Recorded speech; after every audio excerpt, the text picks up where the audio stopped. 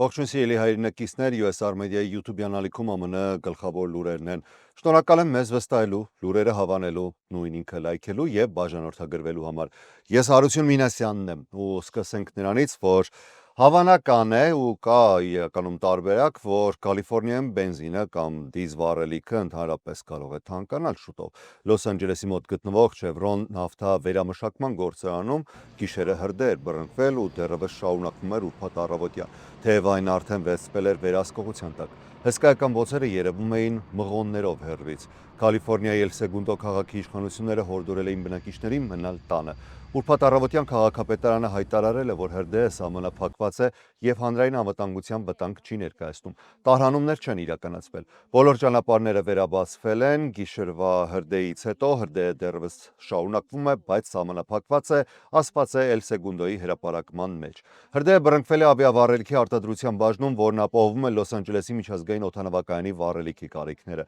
Առայժմ պարզ չէ, թե ինչպես է այն սկսվել։ Աղբյուրների համաձայն դեռևս հստակ չէ արդյոք միջադեպը ազդել է գործարանի վառելիքի արտադրության վրա կամ այնտեղ պահվող վառելիքի պաշարների։ El Segundo-ի գործարանը Chevron-ի երկրորդ ամենամեծ նավթավերամշակման գործարանն է Միացյալ Նահանգներում։ Այն ապահովում է հարավային Կալիֆոռնիայում օգտագործվող ավտոմեքենաների վառելիքի մոտ 1/5-ը եւ ավիավառելիքի 40%-ը։ Մասնագետները նշում են, որ միջադեպը քիչ հավանական է, որ ազդի համաշխարհային նավթի գների վրա, սակայն հաշվի առնելով Կալիֆոռնիայի մեկուսացվածությունը այլ վերամշակող ընդհանրապես կենտրոններից, նահանգում բենզինի գները կարող են բարձրանալ։ Հրդեհի մարումից հետո միջադեպը կքննեն ինչպես նահանգային, այնպես էլ դաշնային անվտանգության մարմինները։ Նավթավերամշակման գործարանը զբաղեցնում է շուրջ 4 քառակուսի կիլոմետր տարածք եւ ունի ավելի քան 1700 կիլոմետր խողովակաշար։ Այն գործում է 1911 թվականից եւ կարող է օրական վերամշակել մինչեւ 290,000 բարել նավթ, արտադրելով բենզին, ավիավառելիք եւ դիզել։ Չիկագոյի Բրոդվեյ ներգաղթի կենտրոնի դիմաց այսօր կրկին բախումներ են տեղի ունեցել ցուցարարների եւ ոստիկանության միջև կամ այսի գործակալների։ Սա արդեն 5-րդ շաբաթն է, երբ ուրբաթ օրերին այստեղ անցկացվում են բողոքի ակցիաներ կապված ներգաղթյալների պահման պայմանների հետ։ Ցուցարարները պնդում են, որ կալանավորվածները չեն ստանում բավարար անկողնային պարագաներ, հիգիենայի միջոցներ եւ անհրաժեշտ պայմաններ։ Տեսակետների տարբերության պատճառով էլ անընդհատ լարված իրավիճակ է ստեղծվում, ինչի հետևանքով ոստիկանությունը այսօր ձերբակալել է առնվազն 10 մարդու։ Բողոքի ցույցերը կազմակերպվել են Operation Midway Blitz գործողության ֆոնին, որը շարունակվող ներգաղթի վերահսկման միջոցառումների մի մասն է։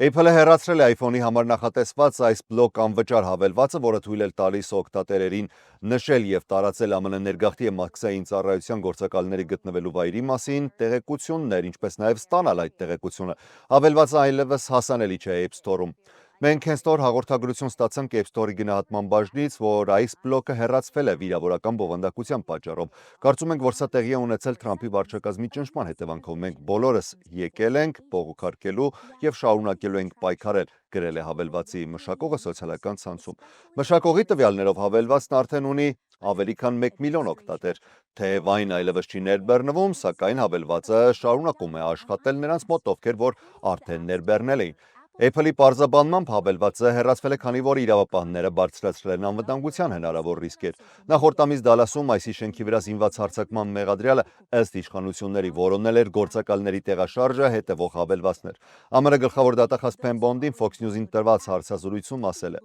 Հասարակությանը թույլատրված չէ կիսվել իրավապահների գտնվելու վայրի մասին։ Մենք հետևում ենք հավելվածի մշակող Ջոշուա Արոնին եւ նա պետք է զգուշանա, դա խոսքի ազատության պաշտպանված ձև չէ։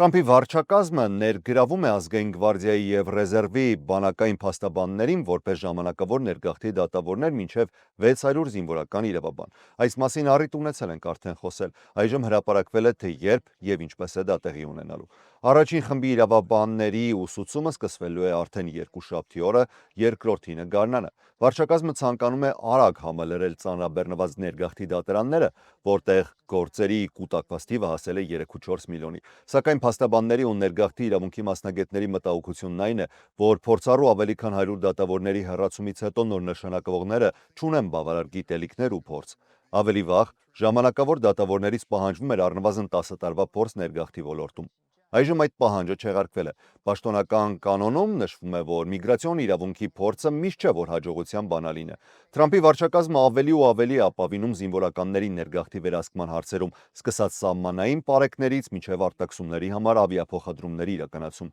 Նոր ծրագիրը նպատակ ունի կրկնապատկել ներգաղթի դատավորների թիվը, բայց քննադատներն ասում են, որ սա ավելի շատ կվնասի, քան կօգնի։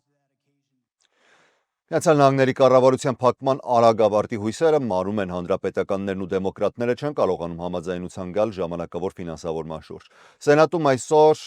նախատեսված է հերթական քվեարկությունները, ներկայացվել են երկու տարբերակ, ներկայացուցիչների պալատի կողմից անցած հանրապետականների տարբերակը կֆինանսավորի կառավարությունը մինչև նոյեմբերի 21, իսկ դեմոկրատների տարբերակը նախատեսում է ֆինանսավորում մինչև հոկտեմբերի վերջ ու ներառում է նաև առողջապահական հարկային վարկերի երկարաձգում։ Սա դարձել է դեմոկրատների հիմնական պահանջը։ Սենատի մեծամասնության ղեկավար Ջոն Թյունը հայտարարել է, որ եթե հանրապետականները առաջարկը կրկին ծախողեն, ապա Սենատը ամենայն հավանականությամբ կդադարեցնի աշխատանքը շաբաթվա վերջին, փակումը թողնելով մինչև հաջորդ շաբաթ։ Հանրապետականները հույս ունեն, որ կառավարության երկարատև փակման ճնշումը եւ սպիտակ տան քայլերը դաշնային աշխատատեղերի կրճատման սպառնալիքներով կստիպեն որոշ դեմոկրատների միանալ իրենց։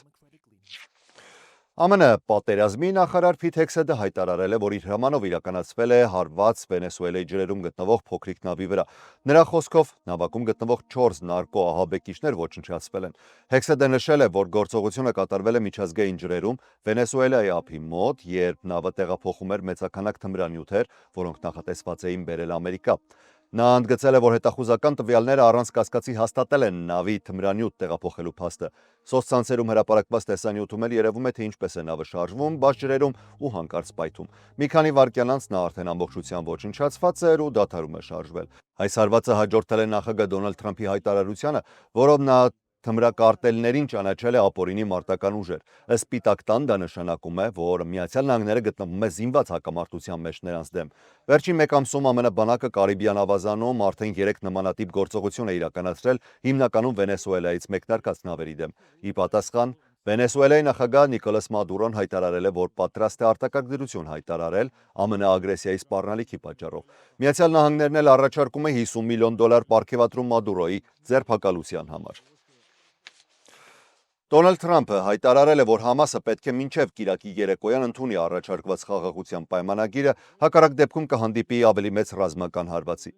Թրամփը ձգտում է իրականացնել խոստումը ավարտել պատերազմը եւ վերադարձնել տասնյակ պատանների միջև հարձակման երկրորդ տարելիցը։ Նրա խաղաղության ծրագիրը Իսրայելը ընդունել է եւ միջազգային աջակցություն ստացել, սակայն միջնորդ Եգիպտոսը եւ Քաթարը, ինչպես նաեւ Համասի առնվազն մեկ պաշտոնյան նշել են, որ ծրագրի որոշ կետեր դեռևս պետք է բանակցվեն։ Համասի հետ համաձայնագիրը պետք է կնքվի կիրակի երեկոյան ժամը 6-ին Վաշինգտոնի ժամանակով։ Բոլոր երկրները համաձայնել են, եթե այս վերջին հնարավորությունը բաց թողնվի, ապա Համասը թող սպասի մեծ ռազմական հարվածի, գրել է Թրամփը սոցիալական ցանցում։ Իսրայելը մարտին դադարեցրած հրադադարից հետո մեծացրել է ճնշումը Համասի վրա, փակելով տարածքը սննդից եւ դեղորայքից։ Վերջին շաբաթներին մոտ 400,000 մարդ փախել է Գազա քաղաքից, սակայն 100,000-ավորներ դեռևս այնտեղ են։ ՄԱԿ-ի աշխատակիցները նշում են, որ շատ ընտանիքներ շապաստանել են հիվանդանոցների ավտոկայանատեղիներում։ Թրամփը նաև գրել է, որ Համասի մարտիկները ռազմականորեն ծուղակում են եւ սպասում են իր հրամանին։ Նախագահ Թրամփի վարչակազմը պահանջել է, որ ամերիկյան համալսարանները ստորագրեն համաձայնագիր մի շարք խիստ պայմանների շուրջ, արտասահմանյան ուսանողների ներգրավումից եւ բազմազանությունից մինչեւ ուսանողների ու աշխատակազմի գաղափարական արժեքները դաշնային ֆինանսավորմանը հասանելիություն ստանալու համար։ Կառավարության կողմից ուղարկված 10 կետանոց հուշագրում նշվում է. միջազգային բակալավրիատի ուսանողների թիվը սահմանափակել մինչև 15%, արգելել սեռի եւ ռասայի իման վրա ընդունելությունը եւ աշխատանքի ընդունումը, սառեցնել ուսման վարձը 5 տարով։ Սպիտակ տունը նամակի ուղարկել 9 համալսարանների, ներառյալ Հարավային Կալիֆոռնիայի համալսարանին, Բրաունի համալսարանին եւ Մասաչուսեթսի տեխնոլոգիական ինստիտուտին կարծիք ստանալու եւ համաձայնություն ապահովելու համար։ Հուշագրում շեշտվում է գաղափարների բազմազանությունը եւ կոչարվում վերակազմավորվել կամ լուծարել այն համալսարանական ստորաբաժանումները, որոնք պատժում են կամ նսեմացնում պահպանողական գաղափարները։ Արտասահմանցի ուսանողները ըստ փաստաթղթի պետք է աջակցեն ամերիկյան եւ արևմտյան արժեքներին, բացի այդ համալսարանները պարտավոր են ուսանողների մասին ամբողջ տեղեկատվությունը, ներառյալ կարգապահական տվյալները տրամադրել ներքին անվտանգությանը եւ պետդեպարտամենտին ըստ պահանջի։ Թրամփը նախկինում էլ սպառնացել է դադարեցնել դաշնային ֆինանսավորումը համալսարաններին տարբեր պատճառներով։ Պաղեստինի օգտին անցկացված բողոքի ցույցեր, Իսրայելի պատերազմի ֆոնին, տրանսգենդեր քաղաքականություններ, կլիմայական նախաձեռնություններ եւ բազմազանության ծրագրեր։ Սակայն Հարվարդի եւ Կալիֆոռնիայի համալսարանին ֆինանսավորումից զրկելու փորձերը, որոնց նա մեղադրել էր ծայրահեղ ձախ քաղաքականությունների տարածման մեջ, հանդիպել են իրավական խոչընդոտների։ Այս ժամի համար նախատեսել էինք այսքանը, ես Հարություն Մինասյանն եմ, շնորհակալ եմ մեզ հետևելու համար, առողջ եղեք։